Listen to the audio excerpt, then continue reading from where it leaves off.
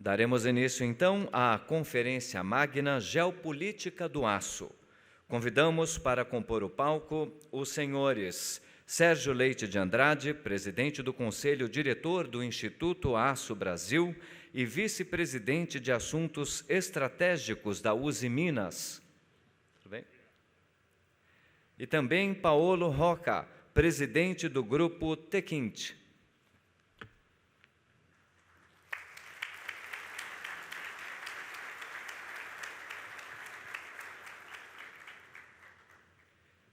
Com a palavra, o senhor Sérgio Leite de Andrade.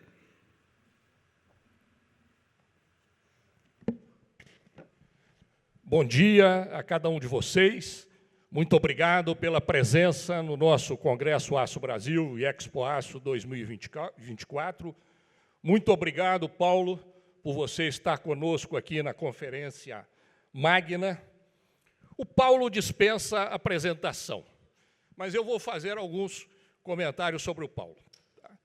O Paulo é um dos maiores empresários industriais do mundo, presidente do Grupo Tequinte, que reúne 5 grandes empresas: Tenaris, Ternium, Tequinte Engenharia e Construções, Tenova e Tecpetrol, que atua na área de petróleo e gás. Essas empresas geram quase 100 mil empregos diretos ao redor do mundo. Estão espalhadas em dezenas de países, com um faturamento de cerca de 40 bilhões de dólares. Paulo é italiano, e eu digo que Paulo é italiano de nascimento, porque, na verdade, Paulo é um cidadão do mundo. Tá? E para nós aqui no Aço Brasil, Paulo, é uma honra imensa tê-lo conosco no dia de hoje. Tá? Eu, nesse momento, passo a palavra para você, que vai abordar o tema Geopolítica do Aço. Paulo.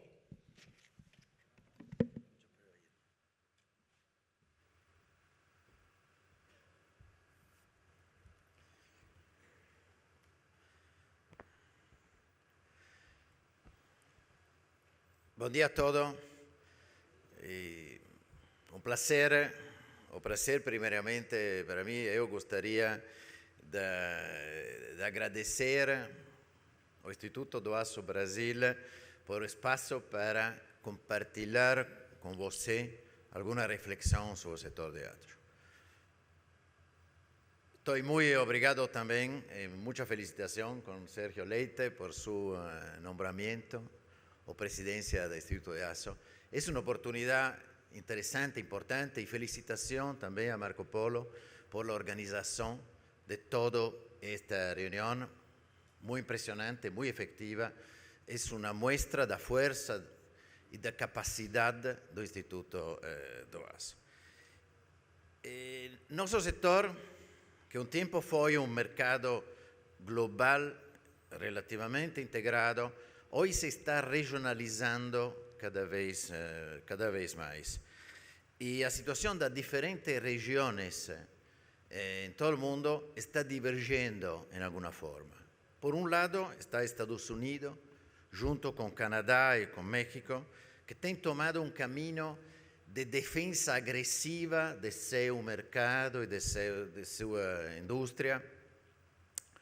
É uma indústria que consideram estratégica e tem uma indústria que tem bom avanço em caminho à descarbonização, e isso permite também, nesta região, um nível de preço que é o mais elevado do mundo e a capacidade da indústria de invertir e renovar-se.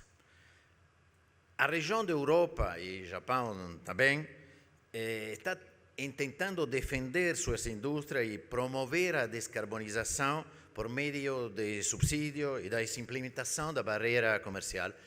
O Carbon Border Adjustment Mechanism é um exemplo, pero a Europa atua em forma descoordenada entre os distintos países e não está adotando medidas decisivas para defender a sua indústria.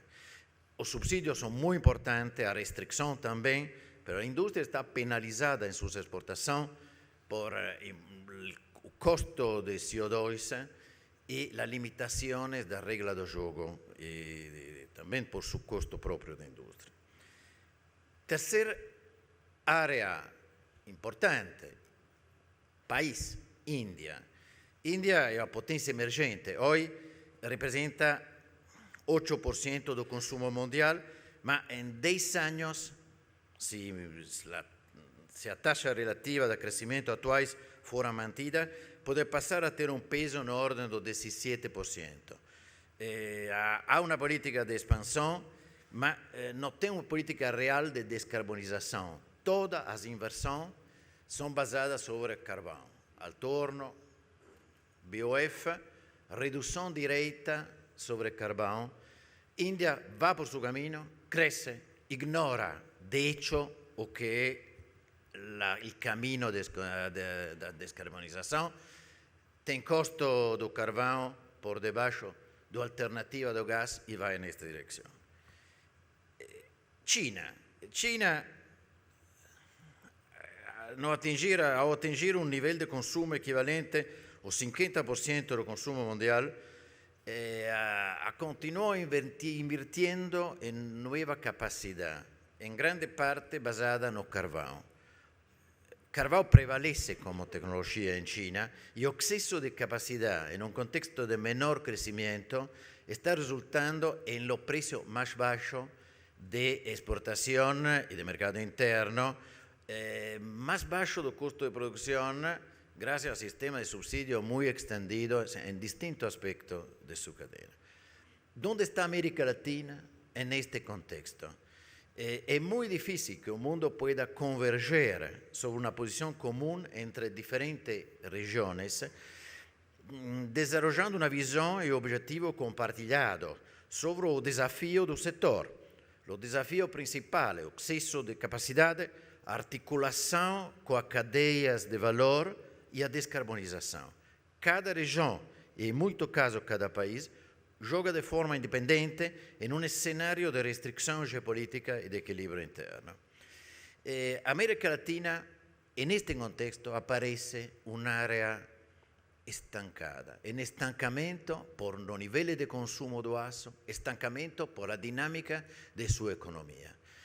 En este contexto, el nivel de consumo de aço por cápita es muy bajo. Ayer, el presidente en ese ejercicio, Gerardo Arquimí, mencionaba correctamente en los últimos 15 años, el consumo de aço por cápita de toda América Latina cresceu muito pouco, de 114 kg per capita a 119 kg per capita. No Brasil, o consumo cayó de 130 kg per capita a 110 kg per capita. Esto es nada en contexto mundial. ¿Qué está pasando en América Latina?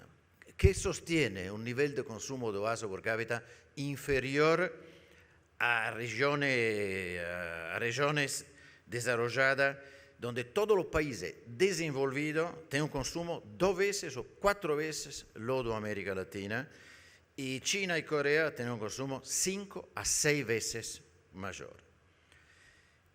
A nuestra industria y toda su cadena de valor tuvieron que lidiar con un mercado significativamente estancado y que impactó significativamente a capacidad de incorporar nuevas tecnologías, renovar activo productivo y atraer recursos humanos y financieros. Sin crecimiento, la industria no tiene energía, fuerza y capacidad para poder renovarse y introducir tecnología nueva. Crecimiento es fundamental para poder también acelerar el camino hacia la descarbonización. El consumo de aço no está creciendo porque nuestras economías crecen muy lentamente. Es un modelo que privilegia los productos primarios y el sector financiero y de servicio. A 15 años, las economías del Mercosur, de 4 países, representaban 4,1% del PIB mundial. En el 2023 representan el 3%. Perdimos en 15 años un tercio de nuestra cuota. En términos de PIB por cápita, crecemos menos del 10%. En el mismo periodo, en 15 años, en los últimos 15 años. En cuanto a eso, os países desenvolvidos cresceram entre 25% nos Estados Unidos e em Europa o 15%. Então, a América Latina está perdendo em capacidade de crescimento em produto per capita em comparação com países desenvolvidos. Índia e China estão fora do esquema, estão crescendo, estão duplicando o PIB per capita em 15 anos. Essa imagem de um fracasso coletivo que tem tido consequências muito graves nas qualidades institucionais e na governabilidade da região. E continuará a ter, se não conseguimos reverter este cenário. Governar país com baixo crescimento é muito complexo, muito difícil, e traz consequências muitas vezes muito negativas. Durante muitos anos, governos democráticos em toda a região aplicaram política econômica que consistentemente não permitiram alcançar a taxa de crescimento e de diferenciação exigida pela nossa matriz produtiva. O avanço sistemático do peso do Estado, a diminuição do espaço disponível para a iniciativa privada, a alta e distorcida pressão tributária, além da multiplicação da subsídio em busca de estabilidade e de governabilidade a curto prazo, são fatores que juntos criaram distorções setoriais, desestimularam investimentos e promoveram o avanço da informalidade na economia, gerando insegurança para as sociedades como um todo.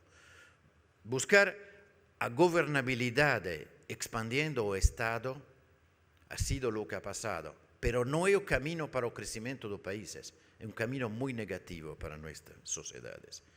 Essa política não alcançará o objetivo fundamental para nossas sociedades, o crescimento sustentável, o desenvolvimento econômico e social, a criação de oportunidades para as pessoas e as empresas e defesa de direitos básicos da população. A estagnação da economia latino-americana deriva da convicção de governos de diferente orientação política de que a governabilidade e o consenso são construídos com ampliação do papel do Estado. O peso do Estado hoje na América Latina é mais alto que em muitíssimos outros países, incluídos muitos países desenvolvidos. A visão da governabilidade com a expansão do Estado é uma visão do curto prazo, não é uma visão do largo prazo. O largo prazo há que estimular a energia construtiva e criativa do setor privado e da economia em geral. As empresas privadas han sido sobrecargadas por uma carga fiscal substancialmente mais elevada do que aquela suportada pelas empresas nos Estados Unidos, na Europa e no Japão. E tem que competir para recurso financeiro com um Estado que com déficit necessita manter taxa de juros real muito elevado, competindo então com o setor privado. A hipertrofia do Estado levou a resultados adversos e o amaranhado de imposto distorcido conseguiu frear o investimento e a iniciativa privada. O crescimento no país é construído com base na liberdade de iniciativa e incentivo à iniciativa privada em todos os setores das sociedades, na promoção e no respeito pela rentabilidade do capital invertido, sem demonizar os lucros e geração de recursos, dos quais, em última instância, depende o aumento da produtividade. Na competitividade e na expansão da atividade do emprego privado e formal e da solidez e qualidade das instituições.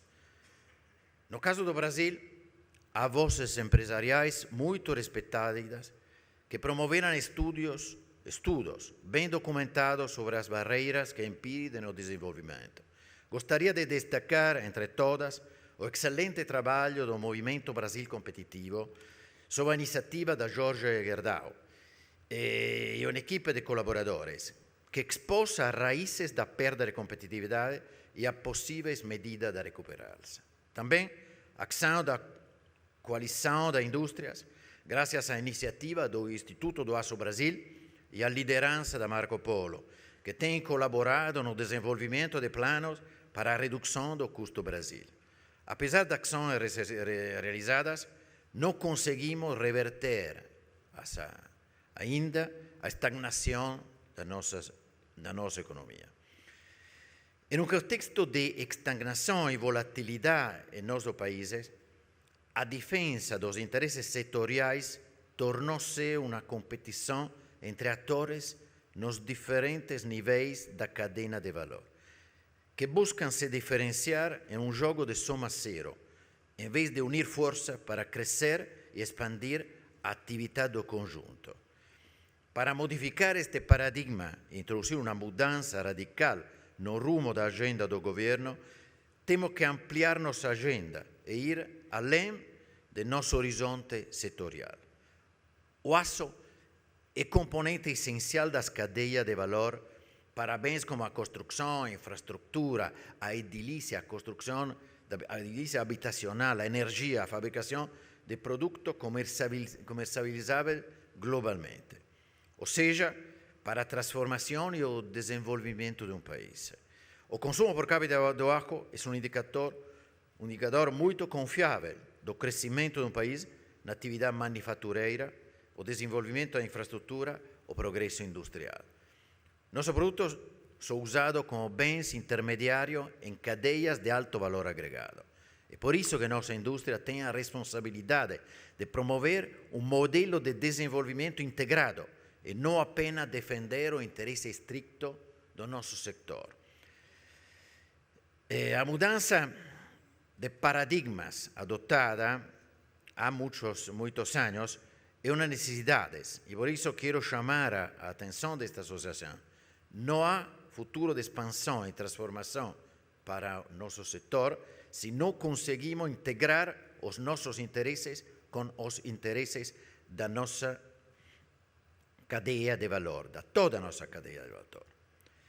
A alternativa, em um contexto de estagnação, em que cada elo da cadeia de valor luta para defender seus interesses imediatos, que em muitos casos são contrários ao interesse comum, não é a forma de fortalecer o papel e o peso da indústria em nossos países. Quando a aspiração de cada segmento da cadeia de valor está focada em abrir o mercado para seus insumos, porém protegê-lo para seu próprio produto, o resultado é a perda da unidade e influência para promover um caminho de crescimento integrado para nosso país. Para mudar essa realidade, temos que construir alianças ao longo de nossa cadeia, com clientes, com fornecedores, e adquirir maior destaque nas definições fundamentais que orientam a ação do governo. A indústria se transforma através de crescimento, introdução de nova tecnologia, de expansão. E este crescimento se pode lograr integrando nossa cadeia e sendo presente a todo o governo a relevância do objetivo de toda a cadeia que apontam à industrialização. Isto faltou por muito tempo e a realidade de hoje é que nossa economia se ha primarizado em muitos aspectos. Vale isto para toda a América Latina. México se distingue por sua cercanía e por sua decisão de inserção comercial no passado. Se olhamos para a matriz produtiva de nossos países, vemos que um fator essencial que limitou nossas possibilidades de crescimento foi a primarização das economias e a redução da participação do setor industrial no produto interno bruto e na exportação. Nos últimos 15 anos, o peso da manufatura no Brasil diminuiu constantemente até chegar ao nível atual.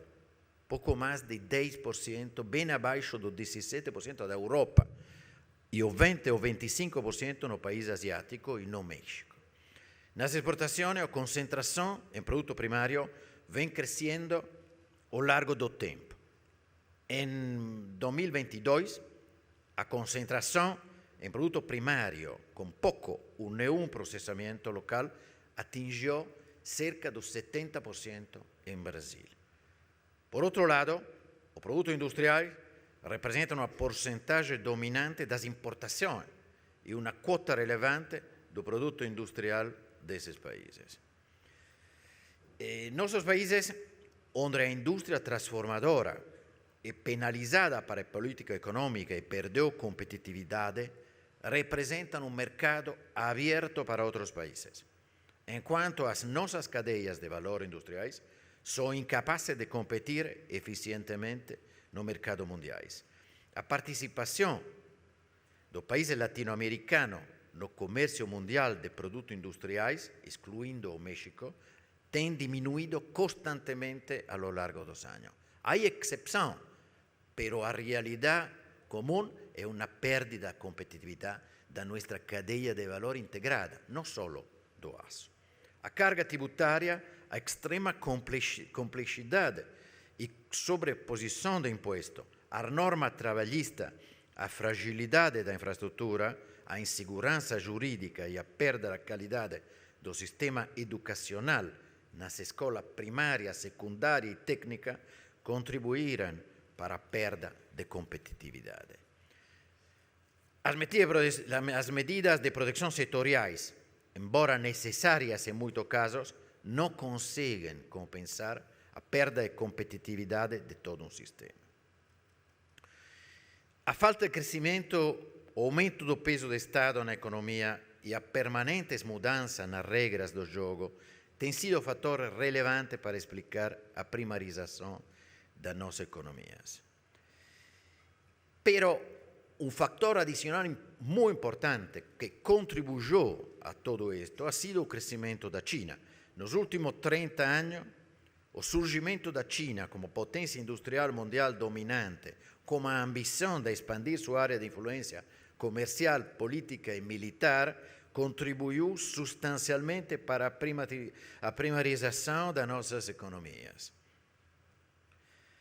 Por um lado, a demanda por matérias-primas e alimentos está aumentando dramaticamente. Por outro, ocupando um espaço crescente na produção de bens manufaturados. A participação da China na produção industrial global aumentou dos 5% em 1995 a 35% em 2020. Nunca na história houve uma transferência de atividade produtiva entre países dessa magnitude e em tão pouco tempo. Não houve em passado a substituição do rol industrial da Inglaterra frente ao surgimento dos Estados Unidos, não houve em passado em outra transferência de conhecimento e produção industrial. E nisto foi, por a primeira vez, que o mundo viu um cambio de localização do sistema industrial em tão pouco tempo. Mas tudo isto não aconteceu em um contexto institucional e político comparável ao do Ocidente desenvolvido. Isso foi possível no contexto de um governo autoritário capaz de concentrar recursos e capturar o excedente derivado do grande aumento de produtividade de uma parte muito importante de sua população, desde o emprego no setor rural até a manufatura e a construção da infraestrutura. A China não é uma democracia, é um país com um sistema de governo autoritário e centralizado, que tem a capacidade de alocar recursos para diferentes setores da economia com base em decisões de conveniência táticas e estratégicas. Competir com a China nos últimos 30 anos tem sido substancialmente impossível, por várias razões. Um relatório emitido recém por Comunidade Europeia, de 700 páginas, sobre estudo da economia china, emitido pela Comissão Europeia, destaca as anomalias que tornam o sistema econômico chinês, em grande parte, impulsionado pela intervenção do Estado e do Partido Comunista Chinês. Destaca a ampla presença das empresas estatais, a simbiose entre o Estado e o Partido Comunista, o planejamento central versus a alocação de recursos via mercado, a influência do Estado e das empresas estatais na aquisição de bens, a distorção do sistema financeiro, as restrições aos investimentos estrangeiros, a violação da propriedade intelectual, a restricción o factores de producción, por ejemplo, a propiedad de la tierra, ausencia de organización sindicais independiente e os limites impostos à mobilidade das pessoas, o custo de energia. A aparente complementaridade entre uma economia que precisa da matéria-prima e quer exportar produto manufaturado em nossos países, com grandes recursos naturais, agrícolas e mineiras, é absolutamente assimétrica. A China gana, a Brasil perde nesta relação con un país en crecimiento, con una estructura económica y política concentrada como la que tiene China. Las importaciones chinesas ayudan a controlar la inflación en nuestros países, pero tienen un impacto negativo en nuestros sectores industriales y causan efectos ainda peores sobre investimento y crecimiento. El crecimiento de la China ha sido complemento de la primarización de nuestra economía. Es un tema, Europa considera esto y emite este documento para preparar una elevación sistemática de aranceles en área estratégica de la economía. La acción del gobierno chinés ha sido muy relevante en varios aspectos. Un aspecto en particular, hay 4 aspectos que quiero mencionar. En primer lugar, a China tem promovido investimentos a ponto de criar un excedente significativo de capacidad productiva, que hoy, diante da queda de actividades relacionadas a construcción, busca mercado para exportar seu producto. Como sabemos, esta é hoje uma questão muito importante para a atividade da indústria siderúrgica no Mercosul. A cadeia de valor das manufaturas. A China é uma ameaça existencial para esta cadeia. A balança comercial de manufaturas não agrícolas do Mercosul com China é cada vez mais deficitária.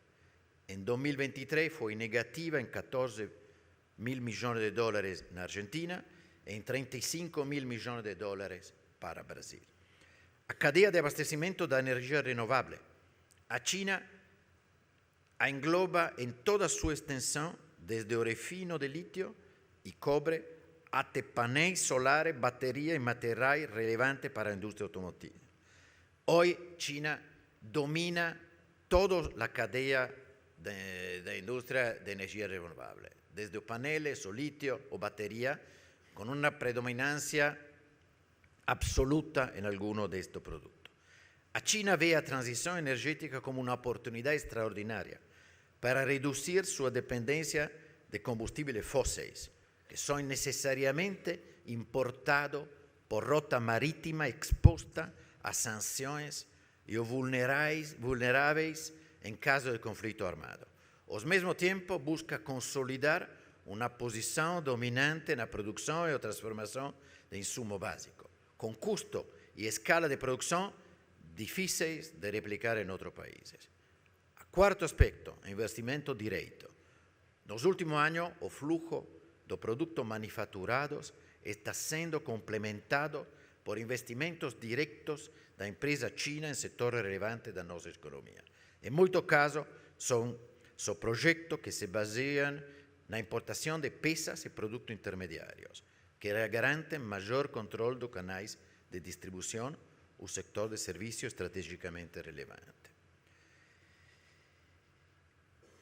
Há um aspecto en el cual, muy importante también para nuestra cadena hoy, que es la oportunidad de reshoring frente a una situación estratégicamente muy compleja de decoupling entre China y el resto del mundo por razón estratégica.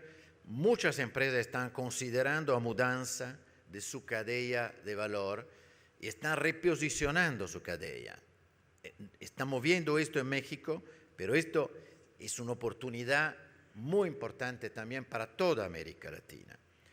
La desindustrialización es una preocupación común para muchos países desenvolvidos o en desenvolvimiento, y en nuestro caso agravada para la estagnación económica. Hay escenario extremo de conflicto entre China y el resto de Estados Unidos y el resto de Occidente que pueden surgir de una postura agresiva de China sobre Taiwán. Frente a esta alternativa, la industria del mundo están considerando el reshoring como una forma de dar más solidez a su cadena. Esta necesidad de reposicionar las cadenas de valor extendida a escala global ofrece una oportunidad extraordinaria para nuestros países, que tengan las condiciones para aumentar o seu nivel de integración con grandes bloques económicos, como los cuales a afinidad política y valores compartillados. O norte do US, México e Canadá, Europa, Australia, Japão, países con cuales podemos compartir valores y competir en igualdad de las condiciones. O reshoring tiene fundamentos estructurales y será un factor esencial en la determinación de las decisiones de investimento. Estamos viendo eso hoy en México, donde los investimentos privados nacionales y extranjeros están dando una contribución esencial para la diferenciación de la economía mexicana en términos de crecimiento, industrialización e incorporación de tecnología. Tenemos que reducir la primarización de nuestra economía y el reshoring es una oportunidad, pero a condiciones necesarias, embora no suficientes, para atraer segmentos de esas cadenas de valor que invisten en emprendimientos que crean valor agregado, son a defensa contra la competencia desleal, a estabilidad da regra do jogo, a reducción da carga tributaria sobre transacción, investimento y mano de obra, a libertad de circulación de fluxos financieros que entran y salen del mercado local. Piensen você en la situación de Argentina de hoy, por ejemplo. A previsibilidad del sistema judicial de cada país, a calidad de formación de recursos humanos, a segurança de personas y de propiedad privada. Esto es lo que grandes cadenas a nivel mundial buscan para decidir cómo hacer su reposicionamiento. Y en estos factores tenemos que competir con otros países. Los investimentos de grupos locales y extranjeros avalían cuidadosamente todos estos factores, que podríamos definir como calidades institucionales y facilidades de hacer negocio. Hoy no estamos bien. En un ranking publicado por el Banco Mundial, el Mercosur aparece con 60 puntos en este ranking. Estados Unidos con 82 y Europa con 75. Y los peores países del mundo están en un marco de 50 puntos. Estamos lejos de ser, decimos, países donde la facilidad de hacer negocio sea apreciada por los inversores. La calidad institucional y la seguridad jurídica es un punto particularmente importante. Yo quiero hacer 3 ejemplos negativos en este sentido, de nuestra propia experiencia como compañía en la región. El primero, la ruptura de los contratos en Argentina en la área de energía entre el 2012 y el 2007. Ainda hay proceso en el CIADI para recuperar el daño ocurrido por la ruptura de los contratos. Exportación a Chile, empresa regulada en distribución y transporte. Todo esto que se había construido en los años 90 se destruyó en los años 2000. El segundo, el investimento de Ternium nacido en 1998, que terminó con una expropiación por el gobierno de Hugo Chávez en 2008. El tercero, recién, adquisición de acciones de Usiminas por la Ternium dentro del mismo grupo de control. Algo hecho y justificado también y sancionado por experiencia precedente que se habían hecho en el mismo término. Recientemente, contrariando la decisión de 5 instancias administrativas y judiciales que deliberaran de otra forma a lo largo de 12 años, una Cámara del Superior Tribunal de Justicia determinó en Brasil el pagamento de una multa de 5 billones de reais, que es equivalente a 3 veces el valor de nuestra participación accionaria en la compañía. Esto es un tema donde la seguridad jurídica es muy importante para la continuidad de las inversiones. Quiero mover ahora un punto también clave para la industria, el tema del medio ambiente. En este contexto de estagnación de nuestro sector y de sobrecapacidad global, la necesidad de reducir el impacto ambiental y descarbonizar tornó a ser un desafío de enormes complejidades.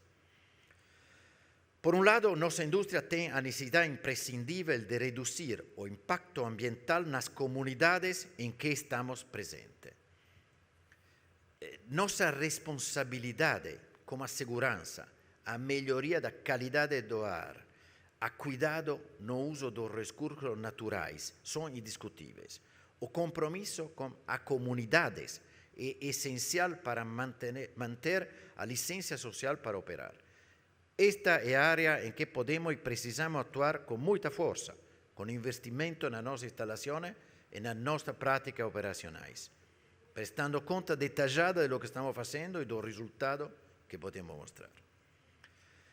Este desafío local con nuestras comunidades es una condición de sobrevivencia para nuestra industria y hay muchos ejemplos de relevancia de esto en todo el mundo.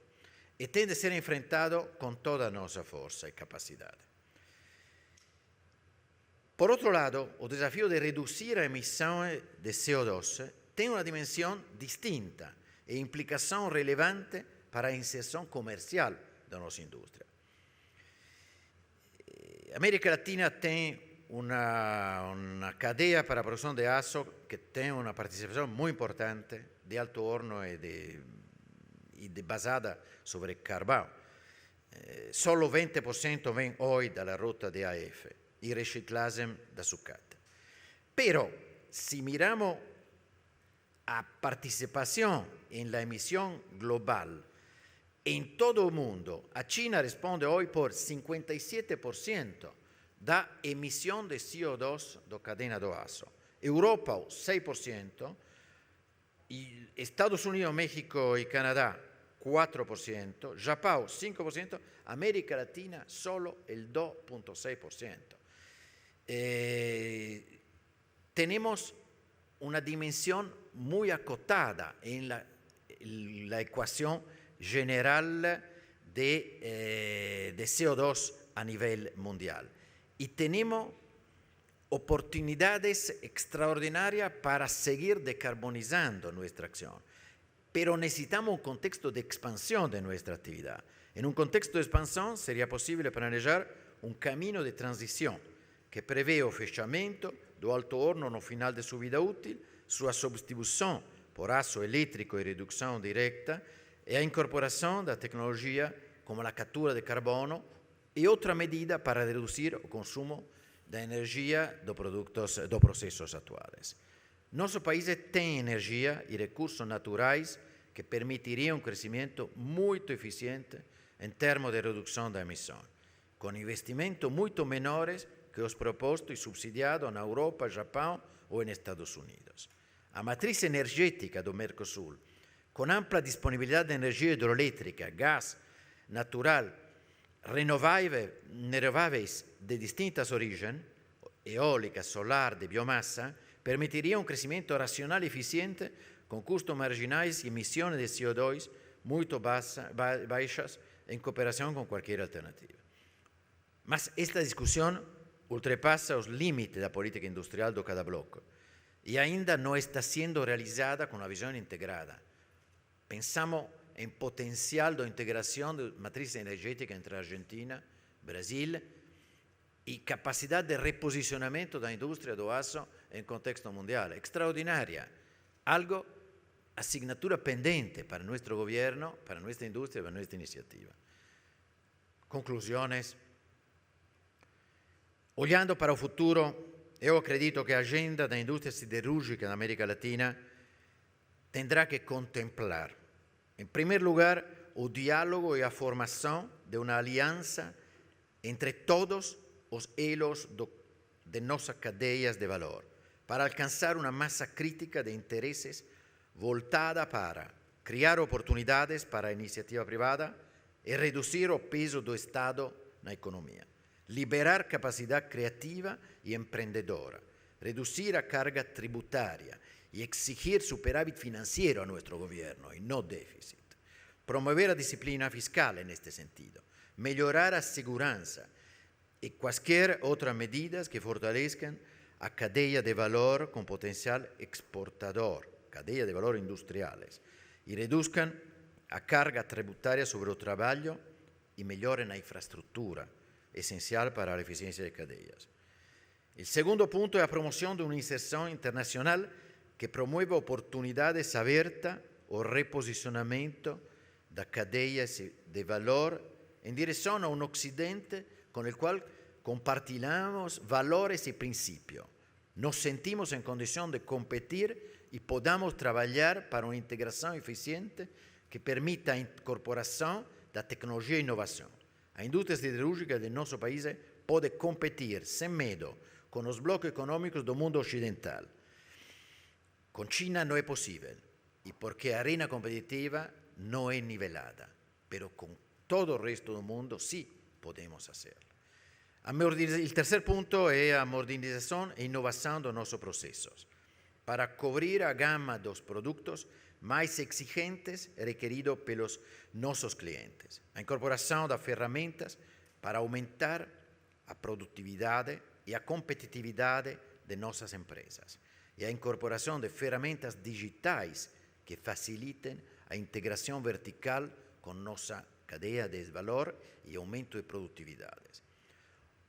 El cuarto punto es el cuidado con las comunidades en las que estamos inseridos. Para, en primer lugar, reducir nuestro impacto ambiental, obtener su apoyo y contribuir para su progreso social, económico y educacional.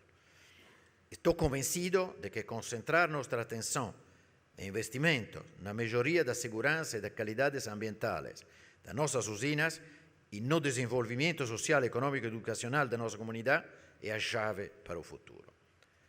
El quinto punto es la descarbonización gradual de nuestra matriz productiva, aprovechando la extraordinaria ventaja competitiva que tenemos para alcanzar una matriz energética sustentable a largo plazo. En el Mercosur tenemos recursos hídricos y eólicos, además de un extraordinario potencial para integrar el sistema energético entre nuestros países.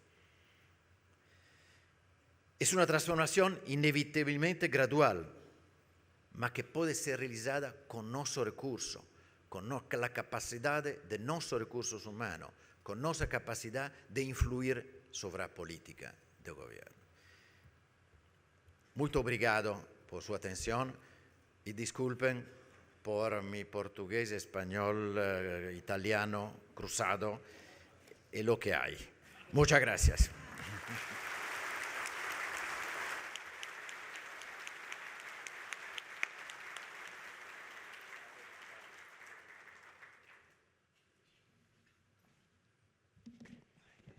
Paulo, você acaba de nos brindar com uma reflexão ampla, profunda, do contexto geopolítico-econômico da indústria do aço e da indústria de transformação. O Paulo trouxe para nós importantes reflexões. Ao final, sintetizou em 5 pontos tudo que ele já havia abordado profundamente. Então, Paulo, em primeiro lugar, muito obrigado pela sua contribuição a uma reflexão de todos nós. Nós, hoje, aqui no Congresso do Aço, somos cerca de 800 líderes da indústria do aço, da cadeia do aço no Brasil e fora do Brasil. Paulo, nesse cenário que você traçou, tá? E você como um empresário global, que investe no mundo inteiro, um grupo que tem força econômica, técnica e financeira, tá? Quais são os principais fatores que você considera, e você faz isso todo o tempo, para promover novos investimentos nesse mundo tão complexo que você abordou de forma tão clara e profunda? Muito obrigado, Sergio. Eu não quero repetir algunos de los puntos que eu mencionei no discurso. Eu creio que o tema de sociedades que têm valores democráticos, que têm governo não autoritário, pero governo basado sobre o consenso, é um tema muito importante para elegir os esquemas de invenção. Eu acho que este é um diferencial muito importante que há que ter em conta para a segurança jurídica e institucional do largo prazo da cadeia de valor. Muitas empresas hoje estão realizando que a visão que há 15 anos parecia racional de produzir na China para exportar ao Ocidente e todo, é frágil, é fraca frente a lo cambio geopolítico e la maior conflitividade. Ou aprendimos com a pandemia, ou aprendimos com a invasão da Rússia sobre a Ucrânia, ou aprendimos com o que está passando hoje também no conflito no mar sul da China. Então, esta é uma definição importante. Onde invertir? Bom, eu confio na capacidade de nossos países de participar em uma reindustrialização do Ocidente, da cadeia de valor, que hacen palanca com os recursos de nossos países, que hacen palanca sobre nossos recursos humanos, sobre nossa capacidade de inovar e construir esquema que eu vejo mais sustentável. Outro tema, não quero repetirlo, lo mencioné, a estabilidade da regra de jogo, a seguridade jurídica. Hice algunos ejemplos que para nosso grupo han sido destructivos, como la ruptura del contrato en Argentina entre 2002 y 2007, todo un sueño de integración con Chile, todo un sueño de creación de empresa privada y sustitución del rol de Estado. El sector público fracasó, se construyó en 10 años y cayó, y hoy tenemos que reconstruir. Tropezamos con la misma piedra y vamos a tener que reconstruir. Pero nuestro compromiso como grupo es esto.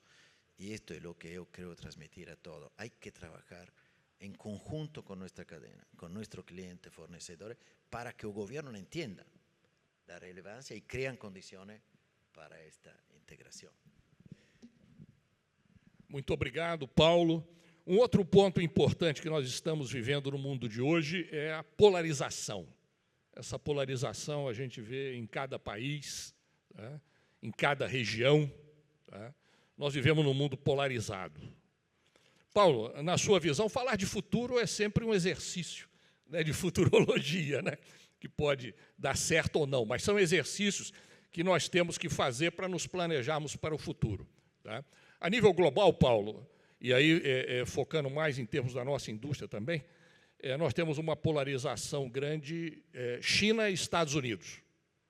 Como você vê a evolução dessa polarização nos próximos 10 anos?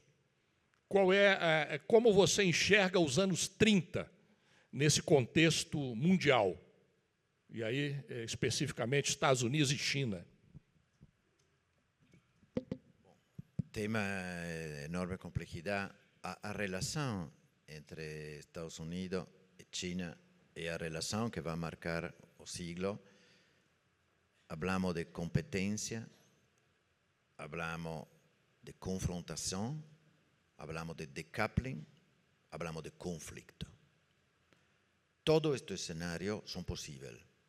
Si China decide entrar a Taiwán, vamos a entrar en un escenario con consecuencias imprevisibles y que todo el mundo no quiere tener que enfrentar.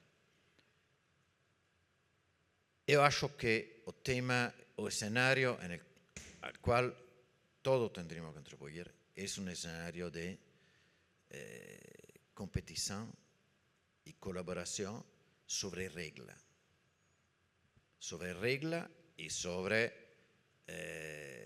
por ejemplo, reglas sobre defensa de propiedad intelectual, reglas sobre la provisión de insumos estratégicos semiconductores y otro insumo estratégico que tenga una valencia militar muy importante. Entonces, competición, regla, colaboración en lo que pueden ser objetivos comunes. Pero son muchos factores que pueden ayudar o frenar la dimensión de esta relación. Yo creo que sería muy complicado hoy hacer una previsión. Yo creo que hay que, todo nuestro país tiene que pensar muy bien cuáles son los mensajes que transmitimos a todas las partes en una contraposición que puede tener o escalar para ver cómo contener, decimos, este conflicto, este potencial conflicto y contenerlo en su dimensión. Pero creo que hay elecciones en todo el mundo, hay cambios de posición.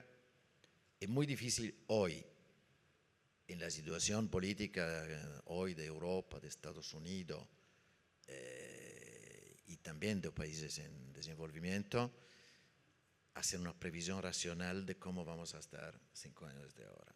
Yo creo que como industria tenemos que ver la oportunidad de que esto crea. Y el reshoring y el reposicionamiento de la cadena es sin duda algo extremadamente importante que vemos muy operativo en México y que tenemos que promover en el Mercosur, en Brasil, con toda fuerza, a mi opinión.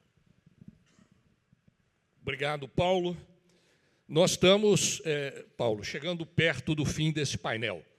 Para fecharmos esse painel, Paulo, você, como um líder global da indústria, e indústria com foco no aço, porque todas as suas empresas trabalham com aço, tá? E aqui você, como eu já comentei, está com um público de líderes, mais de 700, 800 líderes. Eu queria pedir a você, como um líder global que atua há quase meio século, qual a mensagem final que você deixa para os participantes deste congresso?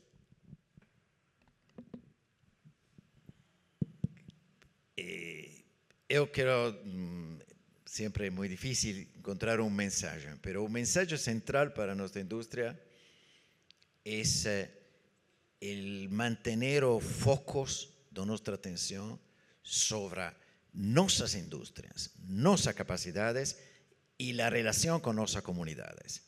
De ahí surge toda la fuerza. La fuerza de nuestra industria es la calidad de nuestro producto, la calidad de nuestro proceso, la calidad de nuestros recursos humanos y la relación con nuestras comunidades. La relación con nuestras comunidades y la capacidad de nuestra industria nos da a fuerza y herramientas para hablar con el gobierno, para cambiar y transformar la realidad. No podemos nunca levantar la mirada de estos dos aspectos, a mi juicio, fundamentales para la continuidad de largo plazo y la fuerza de defensa y de ataque que pode ter em esta indústria e toda a nossa cadeia. Muito obrigado, Paulo, pela sua mensagem, pela sua presença conosco. Muito obrigado a cada um de vocês presentes aqui neste painel, que estão nos assistindo via internet. Damos por encerrada essa sessão magna do Congresso Aço Brasil 2024. Muito obrigado a todos. Muito obrigado. Muito obrigado.